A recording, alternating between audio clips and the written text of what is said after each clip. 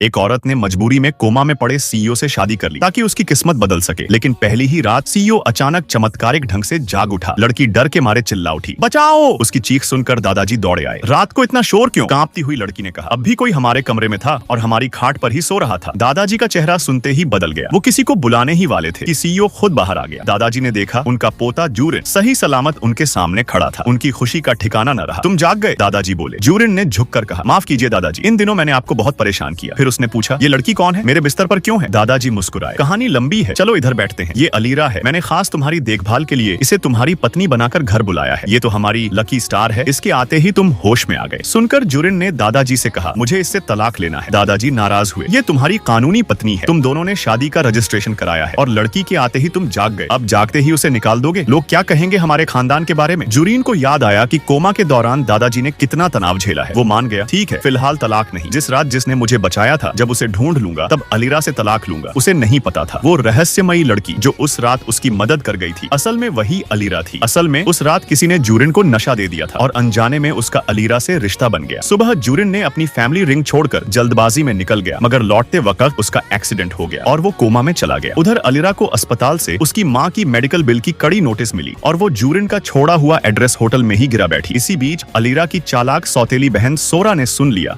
कि उसे कोमा वाले सीईओ से शादी करनी है। वो जोर जोर से रोने लगी। उनके बेरहम पिता ने अलीरा की माँ के इलाज की रकम का दबाव डालकर अलीरा को मजबूर कर दिया कि वह अपनी बहन की जगह जूरिन से शादी करे। अलीरा रोते हुए बोली, अगर वो मुझसे तलाक ले लेगा तो माँ के इलाज का क्या होगा? फिर उसने जूरिन से कहा, मैं भी तलाक के लिए तैयार हूँ, बस क्या आप मुझे थोड़ी सी रकम दे सकते हैं ताकि मैं माँ का इलाज करा सकूं? आगे की